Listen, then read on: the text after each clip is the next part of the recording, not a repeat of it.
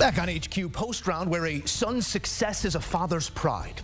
Both right before your eyes Sunday in Hamilton. With dad on the bag, Robert McIntyre collecting his first career PGA Tour victory at the RBC Canadian Open.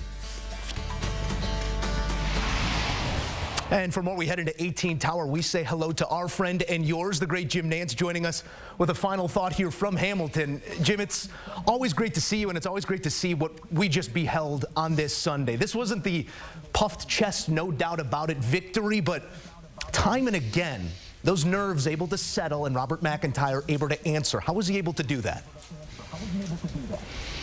Well, he certainly got challenged in the end. Joe, great to be with you. I mean, this was a very touching scene when it was all said and done, with his father, Doogie, caddying for him, the man who introduced him to the game, who taught him the sport.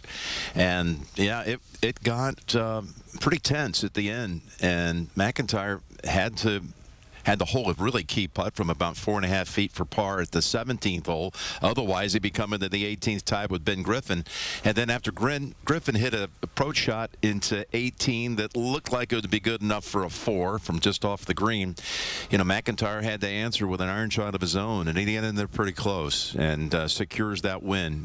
Just a great event here. Beautiful scenes certainly ensued, and you allude to it there. I mean, the man who first handed him a club was handing him the clubs this week for his first career PGA Tour victory. It's a beautiful scene, and I'm interested in your point of view as a father yourself, how you really took stock of that relationship throughout the week. I know how my father and I are on the golf course. It was not what we saw here on Sunday. Well, I wrote a book about my father. He's been gone now for, unfortunately, for quite a while, for 16 years, and I called it Always by My Side, and that was the last thing I said on the air today. I was just thinking about what a special moment that Robert, or Bobby as he's known out here, delivered to his father, and I said he won it with his father always by his side. And it was just so rich. I mean, you don't see that very often. You saw when Jack Nicklaus won the '86 Masters, he had his son caddying for him. It was the father that was the player, the son that was the caddy, with Jack and Jack the second. But this was special. His dad doesn't do this. His dad had last done this 7 years ago in a European Tour second stage qualifying event. But this was the first time that he'd ever been on the bag in a really important tournament, and a National Open on top of that. His dad is a greenskeeper back home in Scotland at an 18-hole course. That's just 4,400 yards, par 62. He's up every day early, mowing the greens, keeping the place in shape. His son learned the game there, and he taught him the game. The family lives right off the 12th hole, and that's a dream when you have a prodigy like Robert McIntyre. It's a dream that, you know, everyone has their fingerprints on it. His mom, Carol, was back home watching from Scotland.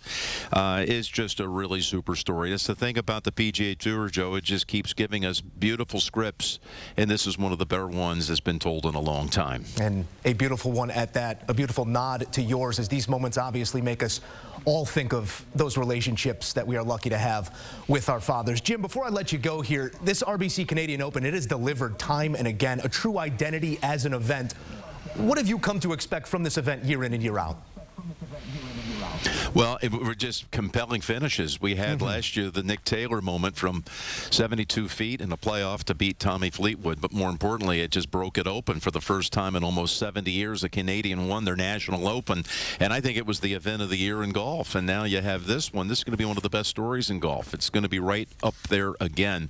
There's tremendous support here. Hamilton is a gorgeous site. They had last been here 5 years ago, and serving as the host site for just the 7th time in well over 100 years of this tournament's history. And I just love the way that the nation is behind the game. It's a big golf nation. It's a short season, but they come out and they cheer, and their voices are heard, and they've delivered another great tournament, and they have a wonderful champion.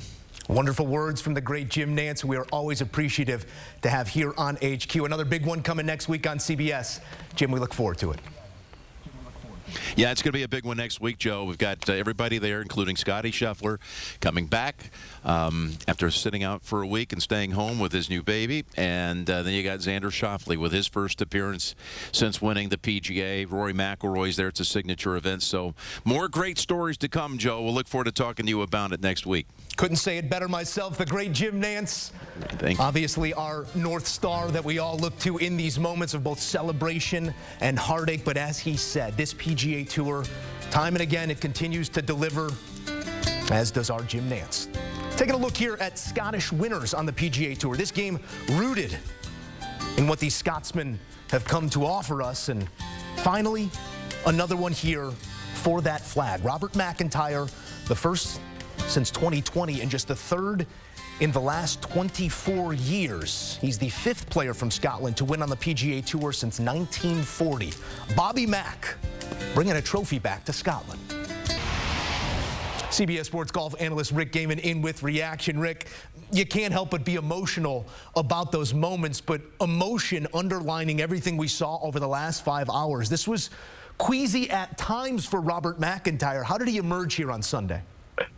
Yeah, Joe, I mean, it was a 4-shot lead, as you mentioned, going into the final round, and it was no victory lap. It was not a coronation. It was bogey right out of the gate. There were a few moments where he was, Robert McIntyre, that is, displeased with how close the drone was to him. He had great hearing on Sunday, but he did what he needed to do. And I was impressed with the way that he hit his second shots in this final round, because that's the one thing that he had struggled with over the course of the week. It was the big question I had for him over this final 18. And what did he do?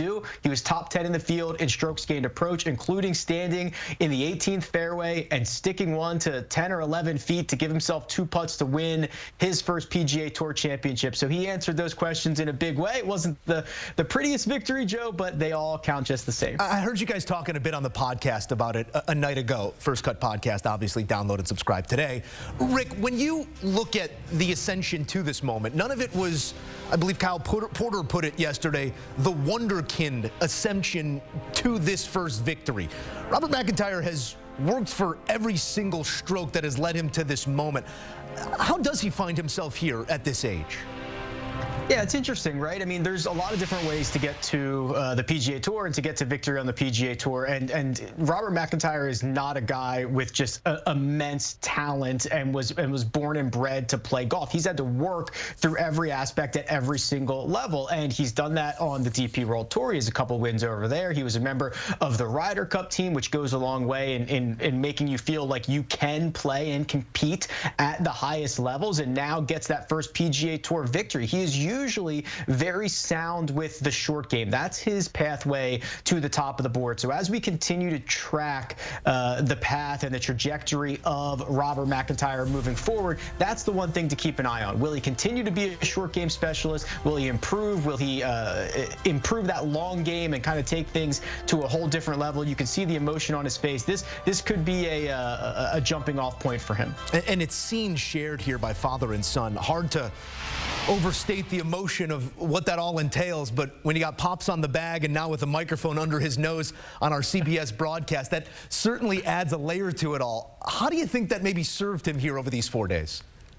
Yeah, well, Robert told us a couple of days ago, you know, having his dad on his bag, it was really just a way for him to refocus. It was a way to kind of bring him back to what really matters in life and kind of relax him a little bit. There's a sense of calm out there. We didn't see a lot of emotion from Pops on the bag until this thing was kind of wrapped up, and I think that was good for Robert because he was a little scatterbrained, a little bit all over the place. He was definitely feeling the heat in the moment, so to have somebody stable by your side that you trust implicitly 100% of the time probably goes a long way. So this is a trophy that's going to say Robert McIntyre on it, but maybe Robert McIntyre and Dad is more apt. We let that one sit on Pops' mantle for some time. Unbelievable scenes here, and a father's pride obviously evident here in these closing moments at the RBC. I want to get to a little bit of what this course presented to players over the last 4 days, but we do have to talk about some of these other names as well. Ben Griffin, I mean, applying pressure down the stretch here. This could have been Bobby Mack's far easier, but 3 birdies from 15 through 17 to apply that pressure. Griffin was on the precipice of being out of this game not long ago, and here he is sort of announcing himself to a larger viewing public. What did you make of his Sunday performance here, a 65 to cap off the most successful week of his career, one that gets him into next week's elevated field at the Memorial? Ben Griffin's a different kind of cat. I like this guy. You know, he is not only just the 65 here on Sunday, Joe, but 3 straight 65s he closed with. And he is kind of that second tier statistically of PGA Tour player, right? That 50 to 70. There's a lot of guys in there, and you're looking to see who's going to be able to break out. Now, what I like about Ben Griffin is he did not back down. He did not make this easy. He goes out, birdies 15, 16, 17, makes Robert McIntyre earn this thing. And Ben Griffin is always looking for constant improvement. He's not afraid to be a little bit dorky, to be a little bit different, Joe. I believe he's the only guy on the PGA Tour who plays a max fly golf ball. That is something that you don't see, but he went through the testing. He went through the, tested out every single golf ball, said, this is the one for me, and I don't care if I, am not playing the #1 ball in golf or whatever it is. I'm going to play what's best for me. So I'll be interested to see what other things that he does over the next 12, 18, 24 months to kind of squeeze every ounce of juice out of his game. He's got the Mickelson aviators on, the Holderness-and-Bourne collar standing tall, and he stood tall here on Sunday, comported himself quite nicely. Ben Griffin, a solo second here again in the field by way of that Aon Next 5, will be in that designated event at the Memorial. Rick, before we let you go here, we will have plenty more coming on our post round here on HQ. What did you make of the challenge in Hamilton? Because this is a place that tips out just north of 7,000 yards, and still scores were maintained. How was this presented to these players? Yeah, so we can't do anything about the weather and Mother Nature coming in on Sunday and softening up this golf course, so no penalty there. But this restoration was awesome. I love kind of the rugged nature of it. I love the new green complexes. There's a lot more pinnable locations, and you don't have to tuck a lot of pins to make shots and approaches really difficult, which is awesome news. So I thought that this passed all the tests, right? And this thing was getting firm and fast before weather rolled in, Saturday night into Sunday morning. So I'm excited about getting back here and having more competitions at Hamilton, because this was a great test. First word always belongs to Rick Game, and we will check back in just a bit. Thank you, Rick. And always be sure to join the conversation as it extends beyond just our coverage here on HQ. It's the First Cut Podcast, anywhere you get your podcasts. Download, subscribe, and enjoy today.